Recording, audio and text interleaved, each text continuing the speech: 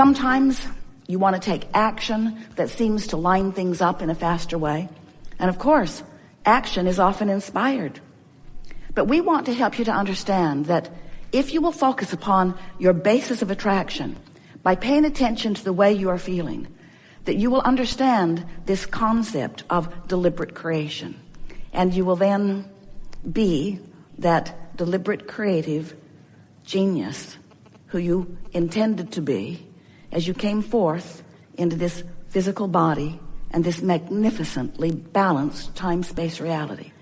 You said, I'll go forth and I'll sift and sort and I'll come to my own conclusions.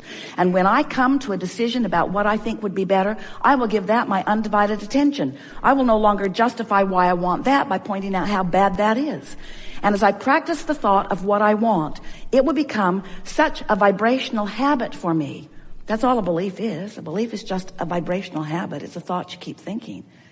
It will become such a vibrational habit for me that as I emanate that vibrational signal, law of attraction will bring things to me that match that. And of course, that makes sense, doesn't it? You sort of get it. You've been mixing it up. You get that what you think about comes to you. It shows up fast enough that it's not a big mystery anymore. You don't call yourself lucky or cursed anymore. You say, When something wonderful would happen to Esther, she would say, I did that. And when something not so wonderful would happen, she would say, I did that too. Don't tell anyone. But once you get the hang of this, once you begin to make the association between what you're thinking and how you're feeling and what's coming back to you, then you begin to get your sea legs. Then you begin to be a deliberate creator, a conscious, deliberate creator. So now we want you to understand that, it is so nice when you begin to recognize that you get what you think about, whether you want it or not. Because you activate a vibration, that vibration is powerful, it attracts other things like it, and you begin to notice these patterns. It's easier to notice them in others, isn't it? Especially those you live with. So easy to see the things that they're doing that are messing up your life, isn't it? But after a while, you begin to recognize that if you're not giving attention to what you think they're doing that's messing up your life, then it's not in your vibration. It's only by your attention to it. You really don't need to worry about what anybody else is doing unless you're giving attention to what they're doing and using what they're doing and your attention to what they're doing as your excuse to hold yourself out of vibrational frequency with who you really are and what you really want. Isn't that nice to know? Say yes. But we want you to understand something even further, that while, yes, it is a wonderful thing to understand that law of attraction is responding to the vibrational frequency that you are outputting, that there is a vibrational frequency that you have been outputting for a very long time that comes from the source, from the core, from the inner being of that which you are.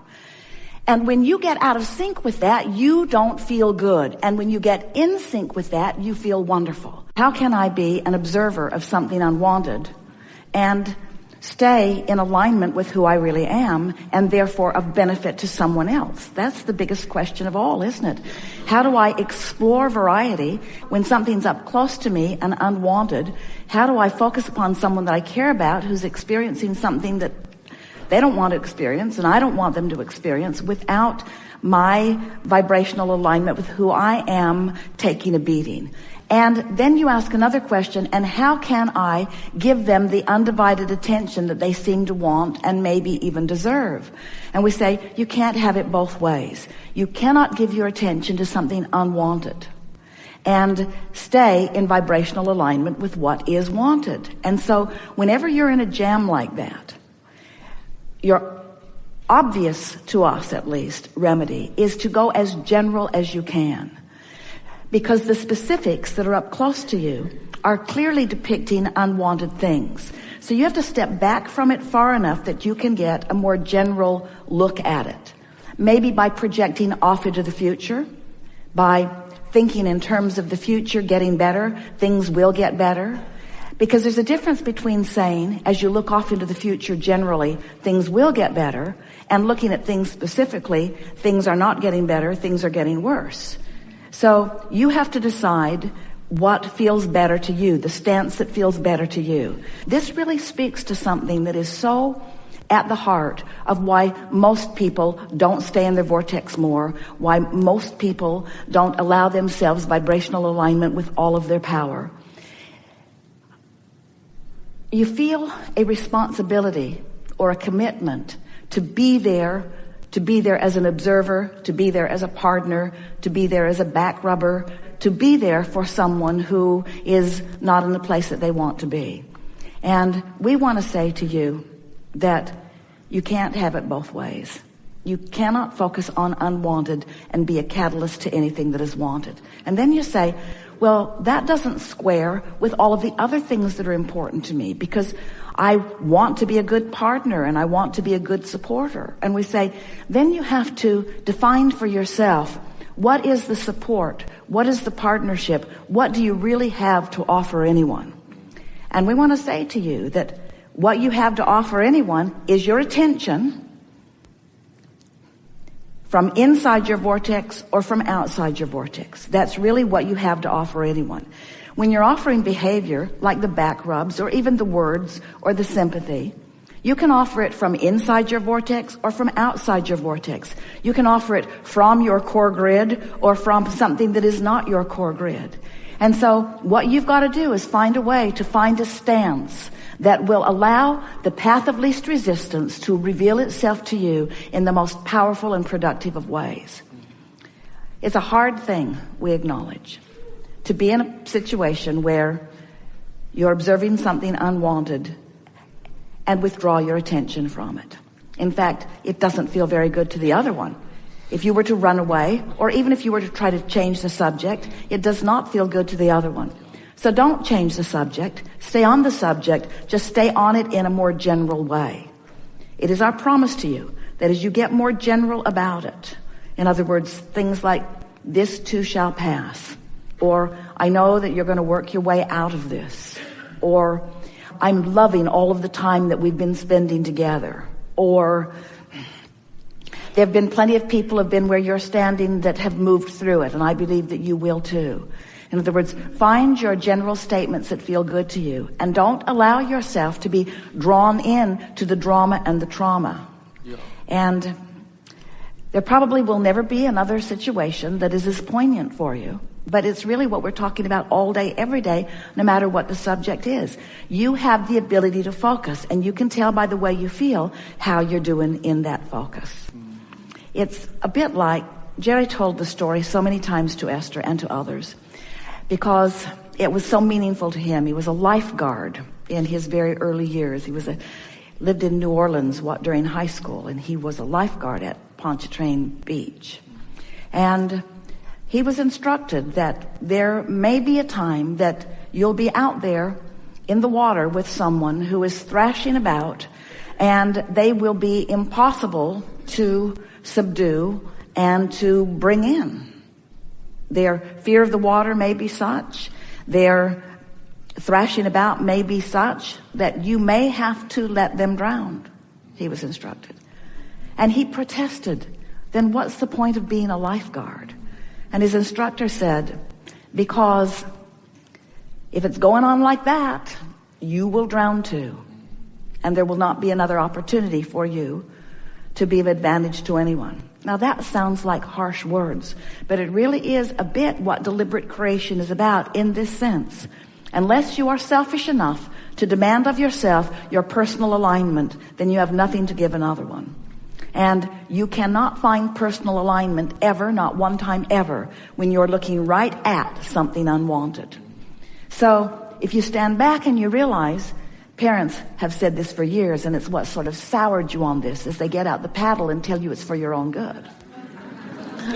But it's sort of like that. For your own good, I am looking at you in a more general stance where I can find the true alignment with who you are. And more important, I can find the true alignment of who I am, because I care about you a great deal. And alignment must come first before I have anything to give you. And then just don't let yourself get sucked into the details of that take you from it. It sounds harsh when you're out of the vortex. It sounds like the only thing that works when you're in the vortex. It sounds like not love to someone who's outside the vortex, and it's the only thing that is love. You have to understand the source energy is looking at everyone who's having this experience. Source energy is there. Source energy is always reaching out to everyone who's asking for anything. Source is standing in the vortex, holding the vibrational patterning, holding the path of least resistance that is evident to them if they will get tuned to the vibrational frequency of that. And so you just have to ask yourself, as a healer, how do I stand? Where do I stand on the spectrum of healingdom? We like to make up words in relationship to where source energy stands. Where do I stand in that arena? And we say, you stand as a representative of the source energy that is offering energy of well-being. You stand as that representative, and source is flowing it to them. But source cannot make them receive it, and neither can you. All you can do is hold yourself in the best place of alignment that you can and allow the path of least resistance to follow through. And what a wonderful thing it is to watch that grid begin to fill in. Here is the best part of this whole thing, the best of all. When you acknowledge that that inner being part of you exists, and that it is the knower and the holder and the vibrational practicer and beer and emitter of the signal of all that you are. We're calling it your core grid. It's the energy that emanates from the very core of that which you are. When you understand that that signal is emanating, that it's flowing into your moment right here and now, it's not off in some heavenly place waiting for you to croak and catch up with it.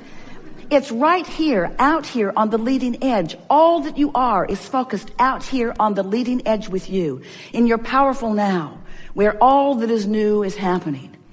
So as this source energy is focused with you out here on the leading edge, and you happen in that moment to be standing in a place of alignment with who you are, whoa, what a good moment you're having. That's when love is radiating through you. That's when you're clear. That's when you're dynamic. That's when you're flexible. That's when you're clear-minded. That's when your heart is singing. That's when you feel good. That's when you're tuned in, tapped in, turned on.